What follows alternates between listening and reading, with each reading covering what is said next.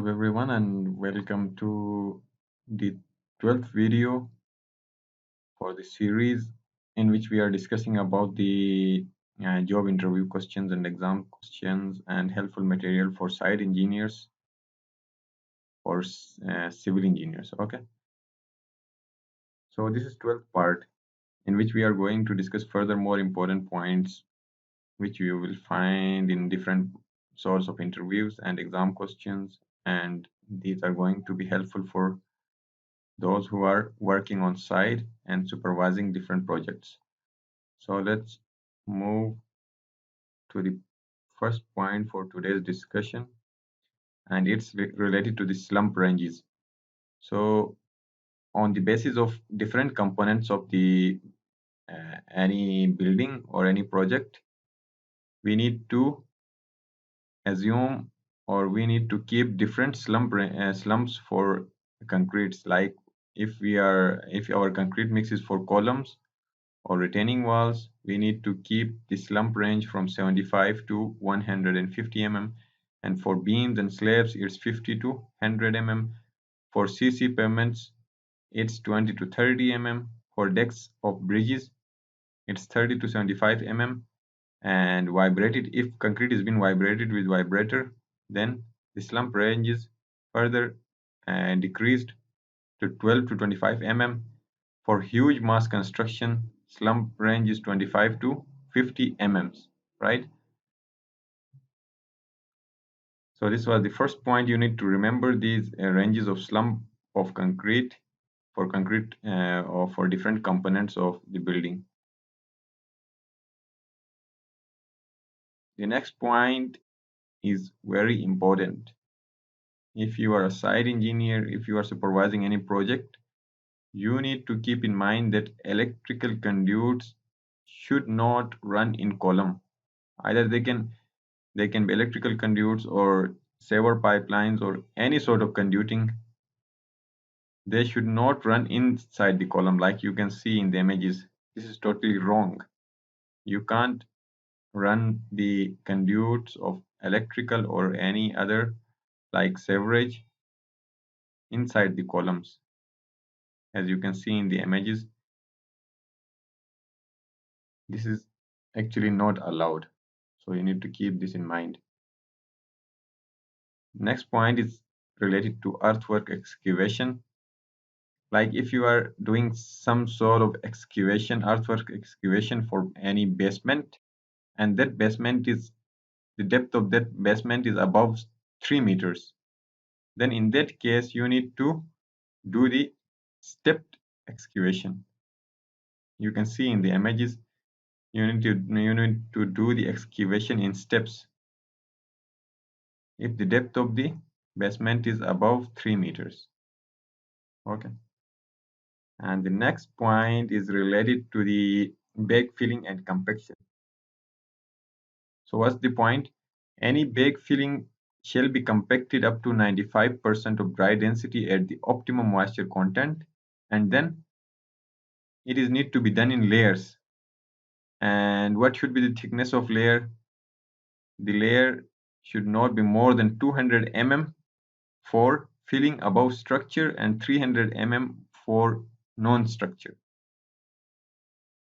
What actually meant here by structure and non-structure is that, like you can see in the image, if you are doing the backfilling above any structure, like by structure in this image we mean this pipeline.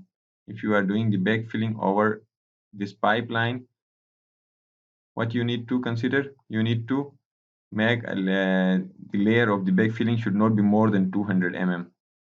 This layer should not be, the thickness of this layer should not be more than 200 mm, because we are doing the backfilling over the structure.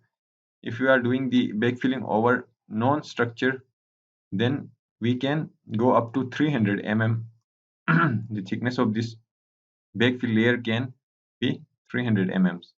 Okay, so these are the points you need to remember, that the compaction should be 95% of the dry density. This is the first point. And the second point is that if you are doing the backfilling over an existing structure, then you can go up to maximum 200 mm uh, the thickness of the backfill layer should be up to 200 mm. It should not go above 200 mm. If you are doing the backfilling and there is no structure beneath, then you can keep the thickness of the backfill up to 300 millimeters. And the next point is related to the soiling of stones. As you can see in the image, this is what we call soiling of the stones. If you are doing any sort of soiling of stones, then these stones shall be laid at an angle between 45 to 60 degrees. Okay, we can't lay these stones at an angle of 90 degrees vertical. We can't lay them vertically. So laying these stones vertically is not allowed. So the range we are given is that we need to keep lay these stones in between 45-degree to 60-degree inclination. Okay, you can see and notice in this image too. So you need to remember this inclination angle range.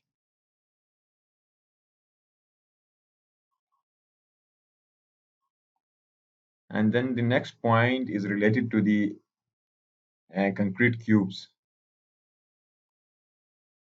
A set of cube tests shall be carried out for each 30 cubic meter of concrete or each level of casting or each batch of cement. Whenever you have a new batch of cement, you need to take the set of cubes for test, or after every 30-meter cube of concrete, you need to take cubes for the test. Or the third thing is, for each layer of casting, you need to take different set of cubes for the test. And the next point is related to water cement ratio for different grades of concrete. And for M20 grade and above, the water cement ratio should not exceed above 0.45. And for grade of concrete M10 and M15, the water cement ratio should not exceed over 0.50. Next point is related to admixtures. I hope you guys know what actually is admixture. Actually, admixture is a special ingredient, which is added during the concrete mixing to enhance the properties of fresh concrete, right? So the concrete additives are materials other than the aggregate, water, and cement added to the concrete.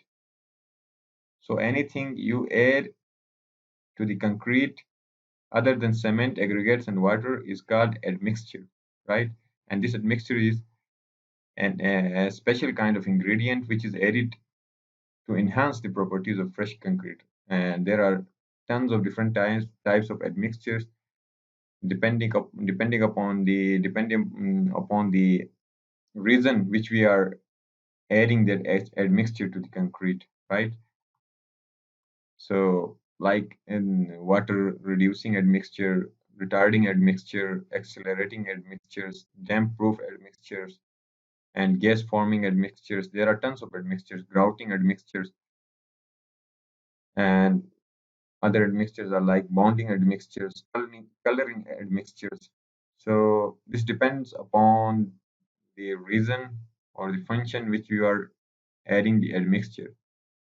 So the main point here is that whenever you are using admixture, if your concrete grade is M20 or above, you need to use an approved admixture as per mixed design requirements, right? You need to use approved admixture.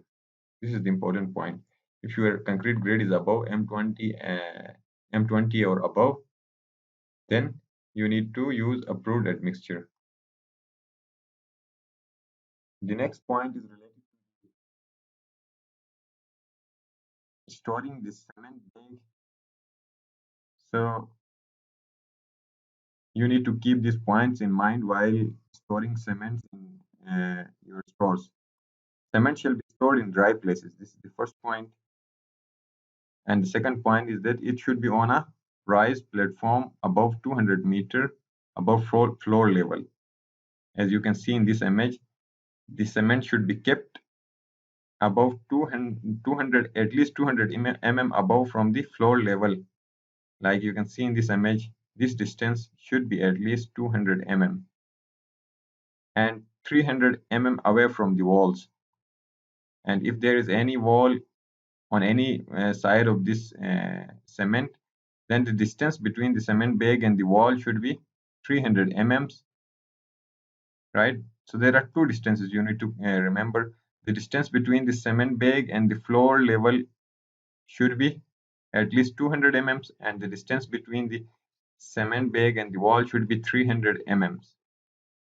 And the next point is that bags to be stacked not more than 10 bags high in such a manner that it is adequately protected from the moisture and contamination. What this means is that the layers, like in this image, there are 1, 2, 3, 4, 5, 6 layers, right? So you need to keep it up to 10. It should not be more than 10 layers to protect it from moisture and contaminants. So these are important points related to the storekeeping of cement. So I think that's enough for today.